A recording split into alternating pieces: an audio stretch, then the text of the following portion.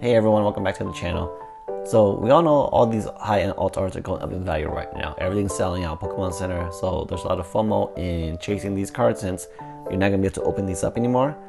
But the lower value cards have not moved much in value, and as a budget collector, I'm probably going to miss out on these high-end cards. So this page alone is worth over $3,400, which is crazy in my eyes. But in today's video, I want to highlight some undervalued cards that are below $50 that I think have huge upside in them, highlighting some of the best artworks at affordable price. That's the kind of collector I am. So this page alone is only about $500, so there's great value in this because we've seen huge upside in the Sun and Moon era cards last year, and that was 4 years after they were released. So a lot of nothing in between, and some cards were as low as $13, ranging up to $35, $40 maybe. That doubled up in price, some even 4x in price. Some went from $20 to $100. These all have some amazing artwork, some great Pokemon that everybody liked. So I want to go over some Sword and Shield cards that can also do the same, where they can multiply in value in the future because of the demand for their artwork or for that Pokemon.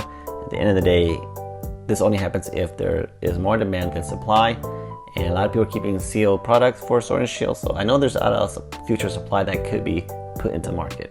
One of the main criteria is picking popular Pokemon that everybody wants to collect in the future, and you don't get more popular than the Kanto starters in Gen 1 in general is more popular than other generations just because nostalgia. And then the big three, Charizard actually got the most promo cards. He actually got a VMAX, a V-Star, and Alta Art, but then Venusaur and Blastoise only got these promo cards, so these are very undervalued right now. I think everybody's going to always want to collect a version of the Kanto starters in each generation of the TCG. So these are good values right now at $12, $16. There's other Charizard you can get under $50, but this happens to be my favorite. I'm probably going to open up that Charizard UPC in the future, so make sure you subscribe and hit the notification button if you want to see that video. Another easy pick for cards that increase in value is legendary Pokemon. We all love them. They're the big highlight of each game, so there's always connection for anyone that plays the game and want to collect cards. This Mewtwo is probably one of the best Mewtwo's out there.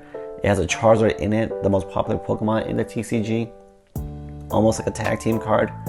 Then we got Mew and Celebi, fan favorites. Cute Pokemon has its own niche, its own following. So I think all these cards have a chance to increase in value. Then we have Rayquaza. His name carries a lot of value. I'm extremely happy to come back into collecting late 2021 when Celebration came out. And then in 2022, we got the Trainer Gallery. So we went from Alt Arts, Trainer Gallery to Galarian Gallery. I'm very happy that Pokemon focus on art cards because that's what I collect. And so when Crown Zenith came out, man, that is a highlight set. That is an S tier set. It has the legendary dogs and beautiful artworks for so many other legendary Pokemon and great pull rates. All these are super affordable. Most of those cards are under 20 bucks except for the Mewtwo and the gold cards. And these legendary dogs are like 15 bucks each. Great pickups. And they're definitely going to increase in value because we love our legendary Pokemon. These three are my favorite Trainer Gallery cards. Probably the three most iconic trainers in the Trainer Gallery. Ash, Misty, Cynthia, plus their Pokemons are super popular. Amazing artwork. Pokemon just hit out the park with these cards. These are the things that matter in the future. I made a more in-depth video of Trainer Galleries just recently if you want to watch that to get more detail about if it's a good time to pick these up. You already know how popular evolutions are. They literally dominate the top of the list when it comes to the most expensive cards in the Sword and Shield era.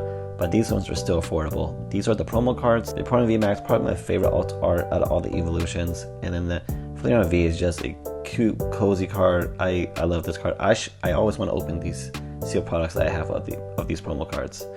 And then Umbreon, the Moonbreon is 700 bucks. This one is still affordable. Again, it's Umbreon, the most popular of the evolutions, so it would also increase in value over time.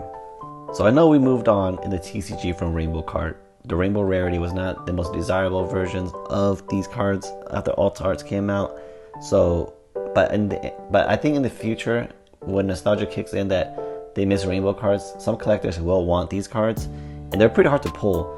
And if you pick the right Pokemon, the popular Pokemons, I personally love Gyarados. That's one of my favorite Pokemon, so I'm obviously going to want one of those. Rayquaza, Mewtwo, legendary Pokemon again.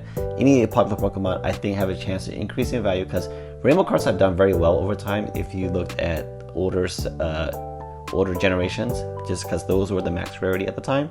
So there will be those collectors that still want these cards, I think. And here I just want to highlight some other cards that don't really fit those criteria, but I think I should mention just based on the art. First of all, Marnie is probably going to be the top waifu of the Sword and Shield era, so always should have one of those.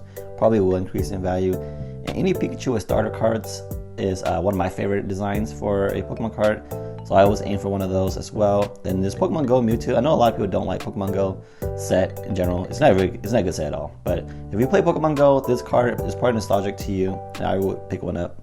Personally, I love it, so I would pick one up. And then Dialga, I've already mentioned in so many other videos. It's one of the best card designs out there. So beautiful, so much color, so vibrant. And then you got Mimikyu, super dark, but so much detail in it. Just simple Pokemon watching the TV with the shadows. That's great artwork right there. And the Beedrill, Noivern, those two are not the most popular Pokemon, but I find it hard to imagine in the future there'll be better artwork for these Pokemon than these alt arts. So for that reason, I would want these in my collection now. And then for the last one, I thought I'd throw in a spicy pick in there, the Calyrex Rider, the Shadow Rider. I don't know anything about this Pokemon. It's a DLC Pokemon from the Sword and Shield era. I have no connection to it, so I don't care for the Pokemon, but the artwork is sick in my opinion. Very Lord of the Ring-esque in my eyes. But for the new generation that's going to grow up, they're going to want these cards in 20 years from now. And so you pick the best artwork for that particular Pokemon, it's probably going to be the one that's going to go up in value in the long run.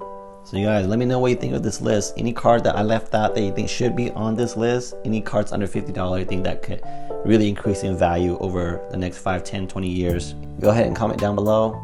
Thank you guys for watching, and I'll catch you guys next time.